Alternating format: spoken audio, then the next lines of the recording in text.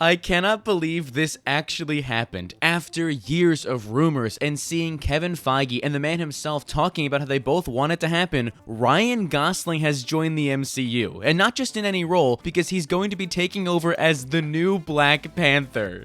Wait, what? Oh, I got it mixed up. David Jonsson is Black Panther. And he's Ghost Rider? Holy shit, that's so much better. Thank God. I was about to have some very choice words for Marvel Studios, but this is perfect casting across the board. Anything else come out of Comic-Con? No, that's it? Okay, well that probably could have been an email, but the reveals were exciting enough to get me yapping, so I will happily take it. Without further ado, let's just dive into this because I need to talk about the fact that Ryan Gosling is going to be playing Ghost Rider in 2028. That's always felt like one of those fan casting dreams to me that would never come true, but the fact that it is, and we're going to be seeing him as soon as 2028 is the coolest thing ever. As of right now, this is the first movie after Secret Wars, which is crazy to think about. Also, I gotta give him credit because this is a phenomenal logo they chose for the movie. I am praying they don't do the standard MCU thing where they announce a movie with a really cool logo and then make it minimalist down the line because they have a tendency to do that and it annoys me more than I'd like to admit. Please just keep this one forever. I love that it has been ripped straight from the Ghost Rider comics. It feels so inspired. More than any typography though is the incredible fact that Ryan Gosling is playing Ghost Rider. I'm sorry I keep repeating myself, but I have to say it over and over again because it still doesn't feel real. The Ryan Gosling is playing Ghost Rider. Am I dreaming? Can somebody pinch me? Doctor Doom is not ready for that level of Kenergy.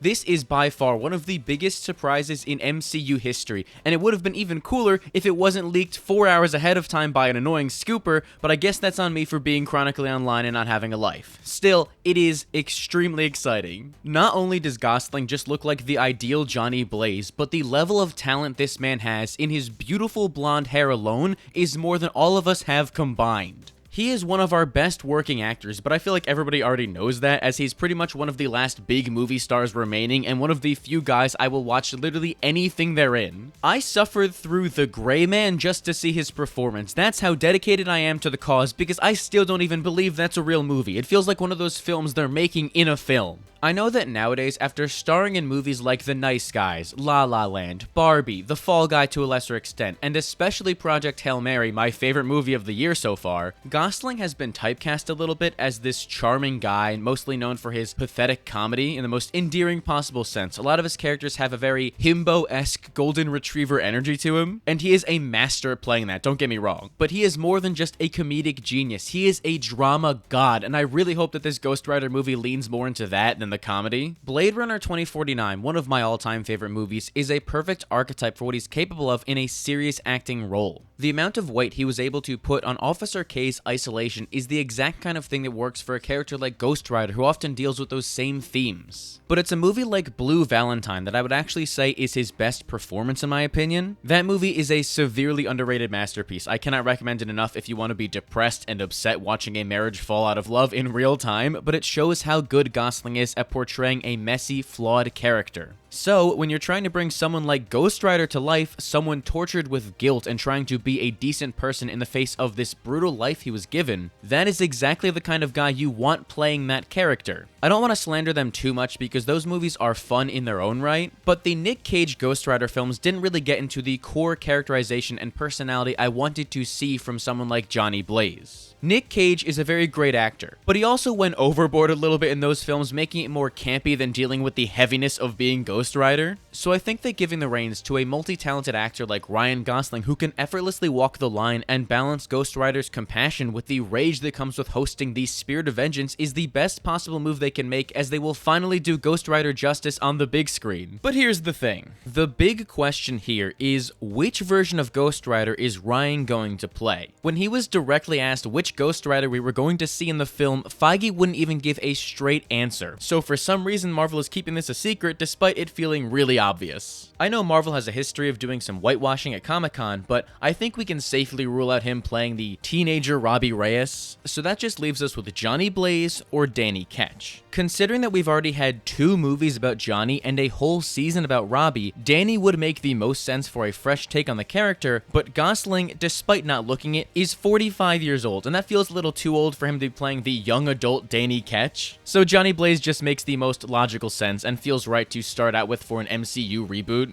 I mean, come on, I've been calling him Johnny Blaze this entire video up until this point. He's gonna be playing Johnny, and he absolutely should. That role fits him like a glove. We could even look further into his filmography at a movie like The Fall Guy to see how it works as a template for someone like Ghost Rider, considering that he plays a stuntman there, and that's basically a Daredevil, right? He was made for this. Also, it means that they can keep Agents of S.H.I.E.L.D. canon and confirm that it was his Johnny who saved Robbie during that season. Yeah, I know it's been like 9 years since Agents of S.H.I.E.L.D. ended, but I'm that soldier who kept fighting years after the war ended. The priority will always be keeping Agents of S.H.I.E.L.D. canon. Always. More important than who Gosling is playing, though, is the fact that he is genuinely passionate about the character. For an A-list actor like him, this could easily be a paycheck job where he comes in, says his lines, gets his bag, and goes home. But no, there's a reason why he's one of our best working actors today, and it's because he cares. The idea that this movie is only happening because Gosling approached Marvel with a pitch is so inspiring to me. It makes me feel like this movie is going to be great because it was born out of pure passion. And more specifically than just that is how Feige confirmed that Gosling came to them with a specific vision based on Ghost Rider comics. That is so cool to learn that Gosling is that much of a fan where he is actively reading the comics and trying to find stories to make this movie based off of them. I'm gonna need to find out what comics those are first, but it's still cool to see an actor approach Marvel and make this movie happen because they want to be that character. It's really great too how this has never backfired in the past either. This is a completely unique situation that has never happened in the past, and Marvel isn't doomed to repeat history, right? Ladies and gentlemen, 2-time Academy Award winner, Mahershala Ali.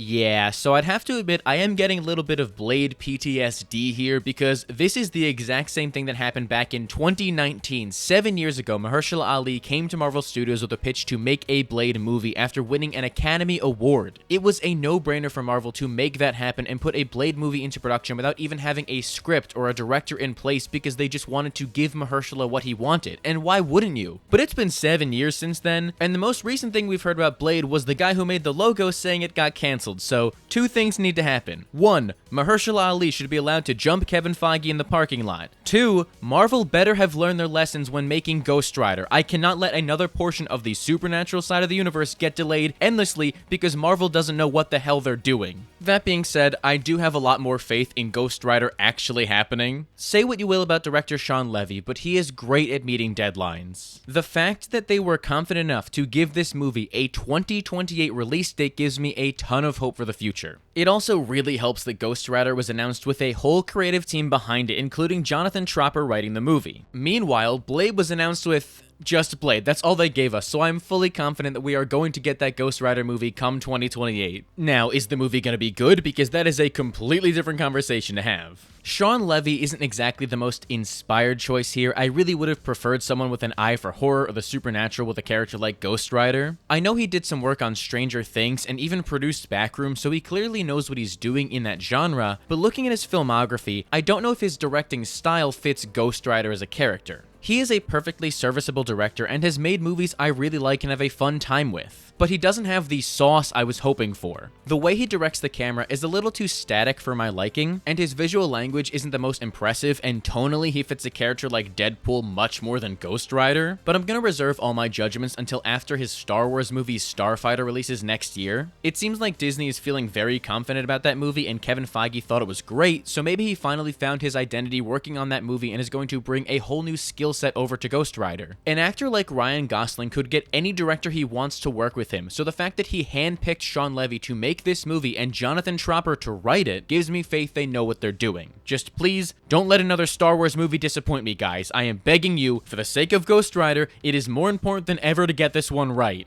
Then there's the only other bombshell announcement they dropped being David Jonsson taking over as the new Black Panther, which is so incredibly exciting. I cannot stop smiling thinking about that. This completely caught me off guard. I expected them to bring Denzel Washington out on stage thanks to rumors spread by Eric Voss of him being at San Diego Comic-Con, so I thought they were going to bring him out on stage and announce the villain of that movie that he was going to play. There wasn't a world where I thought Marvel was ready to announce the next Black Panther, but thank God they did because they got the best best candidate for the job in David Jonsson. He is one of our fastest rising stars. This is an actor who's going to be a household name in a few years, so Marvel getting him for a role this big is massive. Seriously, I cannot say enough good things about him. If you've not watched his filmography, you are missing out, because every movie I've seen him in has been better than the last, and that is an incredibly rare trait to have as an actor. He is constantly improving in ways I didn't know were possible, becoming one of our best, most nuanced actors today. If Black Panther 3 is going to be your first exposure to David Jonsson, let me give you the rundown, because you need to familiarize yourself with how good he is just to understand how monumental of a decision this is and how all of his previous roles make him perfect to play the new T'Challa. The first movie I ever saw him in was the 2023 British independent comedy Rye Lane. For my first exposure to him, he gave a really impressive performance showing just how charismatic he is as a charming leading man. After the late, great, and dearly missed Chadwick Boseman set such a high bar, you need your T'Challa to feel very down-to-earth and likable, so it's great that David has those qualities. Then there was the 2024 horror sci-fi hit Alien Romulus, where he made his big breakout performance as the synthetic human, Andy. What I love about David in Alien Romulus so much is how different of a character he is there than in Rye Lane. Since he's playing a synthetic, he doesn't process emotions in the way a normal person would, yet he still makes you feel with how great his performance is. It was a really mind-blowing example of how good his range is, as he effortlessly brought both roles to life, and that is exactly the kind of actor you want to play Black Panther. The reason I think his performance as Andy is so important for T'Challa is the fact that Andy was a walking supercomputer, so he was naturally very smart, showing that David knows how to play incredibly intelligent characters. In the comics, T'Challa has one of the most brilliant minds in the Marvel Universe, but the movies didn't really focus on that as much. With this new T'Challa growing up under Shuri's supervision, I would really love if they leaned into how smart he should be and let David flex those acting muscles he clearly has. Also, quick sidebar, but on the topic of Alien Romulus, I just want to say, can we please cast Kaylee Spaney as Rogue 2? Her name has been heavily thrown around as one of the people Marvel is considering, and if David's casting is anything to go off of, I need Marvel to make that call as soon as humanly possible. To get back to David, it was his most recent performance in The Long Walk last year when I realized how much this man was a star and he became one of my favorite working actors. There is truly nothing I can say in this video that's going to give you an understanding of how good he is in that movie without you just watching it yourself. His performance and the work he does with Cooper Hoffman in that movie legitimately brought me to tears. It is such a great movie to watch if you want to become suicidal. His kind and selfless nature in that movie is the exact kind of thing I want T'Challa to embody. I seriously don't think there's a better actor working today who could do our new T'Challa better than David Jonsson. He is in such good hands here. I'm also very glad that he's going to specifically be playing an aged-up version of T'Challa Jr. It's a really touching way to handle that grief in-universe and let Chadwick's legacy remain untouched as the only version of that T'Challa in the MCU, because it would be such a heavy burden to force another actor to try and live up to those expectations. It's a really respectful way to handle the past and set up the future, all while filling the hole in the universe that T'Challa left behind and allowing us to have him back. The MCU is going to feel so much more complete with him back in it, as they can now go back into that well of stories that we were just scratching the surface on. My only big ask here is that they don't sideline Shuri. She had such a beautiful arc in Wakanda Forever, learning to accept her role as the new Black Panther, and now we're going to fall in love with her even more in Doomsday and Secret Wars as we get to see how she interacts in this team dynamic. It really feels like her run just started, so she shouldn't be kneecapped just to get back to the status quo. I really hope that they can find a way to let them both be Black Panther simultaneously. The characters are different enough that I think they can each carve their own unique niche as the Black Panther, as Shuri relies more on technology while T'Challa relies more on skill. That way, we can see Shuri step up into this mentor role as she takes T'Challa under her wing and coaches him on how to become the next Black Panther. They've already made big changes to Wakanda's history as M'Baku became the king while Shuri is the Black Panther, separating those two roles further, so I don't see why they can't have two active Black Panthers at the same time. It would be a really interesting new dynamic to explore as these two characters grow up together and have to accept this responsibility. And if you want to differentiate them even more, please give the new T'Challa a cape on the costume. All of T'Challa's suits we've seen in the past were gorgeous, but I have been dearly missing out on that high-collared cape the entire time. Marvel, please, I am begging you, give him the cape. It would add so much aura to the Black Panther and go a long way to make him stand out from the previous take on T'Challa. Whatever ends up happening, I have complete faith in Ryan Coogler. That man does not know how to make a bad movie and is on a generational run right now. Those two Black Panther movies he made are some of the best in the entire genre,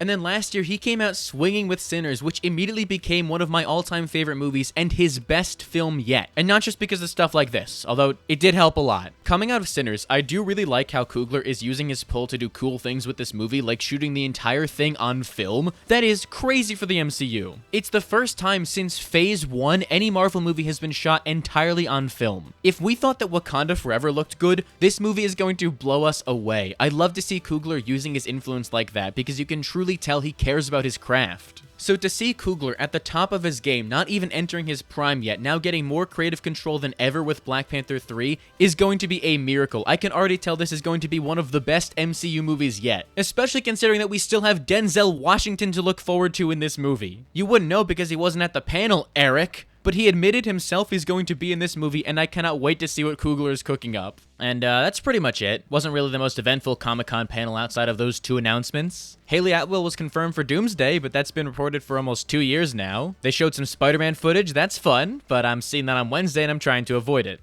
Hannah John Kamen was there, I was looking very respectfully. Deadpool was there, that's fun. He seemed to confirm he wasn't in Doomsday, though, but if you're also chronically online like me, then you'll know that's not to be trusted. The new gray costume was cool, though, and it's not just the Deadpool 2 suit either, as this gray suit was made of jean. Wait, say that again. He was wearing a gray jean suit. Jean Grey confirmed? I can see right through that little Jester's games. You can't get anything past me. Or, you know, it might just be a Canadian tuxedo joke. That's probably more likely. I retract my previous statement. The Deadpool appearance was cool and all, even if Herbie did one-up him with a stunning introduction on stage, but the big news from the Doomsday portion of the panel was the exclusive trailer they were too cowardly to drop online. This poster is admittedly very nice, but I needed to see more from the film, especially after that first trailer this week didn't exactly wow me as much as I would have hoped. For legal reasons, I definitely don't have a very low-quality leaked version saved to my computer right now, so how about we just go off the description from Variety. Outside of one glaring omission we're gonna get to, this teaser looked so much more promising than the one they dropped online. The trailer starts out with Victor Von Doom sitting on a throne as Sue Storm explains how he's broken as a person. Victor was always the smartest guy in the room. He used to be different, she narrates somberly. Also, quick thing, but Sue would never call Victor smarter than her husband. She knows better than that. But to get back to the trailer, everything he loved was taken from him, she explained. There's then a shot of a destroyed New York City that's reduced to rubble as Reed Richards asks if Victor was responsible for the carnage. We then hear Doom say, "All of you have lived stolen lives." There's some other cool shots in there of different team-ups and Doom raising Sentinels from the ground, confirming that leaked footage from a few weeks back was in fact real. But my takeaway from this footage was how it fixed my biggest problem with Doomsday's promotion so far, the complete lack of Fantastic Four.